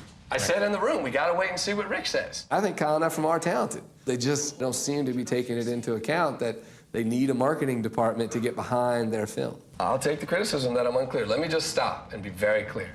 When I read the script, I laughed out loud, I fell in love with this character, and I did not think it was a family drama, okay? The tape that I watched on Tuesday is a family drama that has comedy in it, okay? That's not what I set out to make. Had we known from day one that everyone wanted a teen comedy, maybe we could have steered it more in that direction in the rewrite phase, but we were there to make a comedy/drama coming-of-age story, and that's the script that we worked on with Erica. And that's the film we shot. We might keep it from you for a couple days and then... It's only 2 days left, Kyle, whatever you want to do. You know, the Battle of Shaker Heights just ended, in my opinion. You need your producer to be behind you and to have faith in you. But it feels like they've lost Chris's support in the process. That's not good. I think there's a good movie. I think it can be a funny movie. I hope that Miramax will sell it as a comedy, at least give it a shot. But I think you can have an impact on Rick. I think if you say to, look, Rick, I saw the stuff they did in the next couple of days, and, you know, it succeeds as a movie, you know, we can get him to go along with that. I don't know that you can, after a certain period in your career, just be sitting in the studio executive's office going, hey, dude, you should do this. You should release this, you know? When it's a less than 10% chance that makes 10,000 per screen. I do think it's a fun movie, and part of me is like, look, you know what? When I produce a movie, not that I've had to produce that many movies, I'm just I'm gonna go down with the ship. If the ship goes down, I'm gonna go down saying that this fucking Titanic is solid. I'm convinced that we can make a movie that succeeds as a film. I don't know. Lost my optimism somewhere in this process. Chris, don't underestimate your power in this, and get it in theaters. Get it in fucking 6 to 10 theaters. All right, I'll think about it. You can do it, Chris.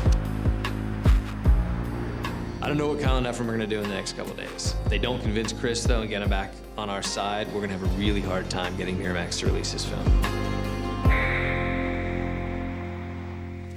I want you to tell me something. I want you to tell me that everything's gonna be all right. Okay. It's all right. This is how Hollywood works. How was you guys? That's it. Good work, dude. Oh. Excellent job. So the picture is officially locked, which feels great. I'm gonna get so drunk that I don't know where I am. So we just locked picture on Battle of Shaker Heights, which means all of the editing decisions are behind us. And that feels awesome. It feels very tired. Next week on Project Greenlight, Chris Moore talks smack about Kyle and Ephraim. Again. I wonder if Ephraim even notices that I'm attracted to him. Who the hell told these guys they could direct a movie? Not me. I hate them. I hate them both. Another beer. No matter what happens to the movie, no matter what kind of response it has, I can walk away feeling like we did the best job that we could. Being able to make this film and make it with such a talented group of people, and then on top of that, to have opportunities potentially to continue to write and work, it's amazing. Certainly there's stressful moments and it's hard, but overall it was a really fun challenge. And you know, I think we all had a good time, you know, pulling together to make a film that we're all proud of. Action! It's been hugely rewarding, exciting, exhilarating, frustrating, and I think we've grown a lot, we've learned a lot, and we've come away having met a lot of really great people and having made a great movie. I have mad friends now because of this shit. I love the experience. I think it was great. I wouldn't trade it in for anything. I'm proud of the movie. I think everyone involved with it should be proud of it. Cut. And cut. I would love to have Kyle and Ephraim get the success that they deserve, and for Erica to parlay this into a huge writing career. On a personal level, I really believe in this. I like being involved with it. I like doing it. I get satisfied seeing that people getting opportunities. That's really a nice thing, and I don't want to lose that. I think that at the end of the day, that you know, people will go see this movie and will feel like they got their money's worth. But I really hope it works. I hope people go see the movie. I mean, That would be the perfect ending to this. So I hope people go see it and make up their own mind. I just want it to have a chance, and that to me is what you hope for. You hope for, you know, the lightning in a bottle.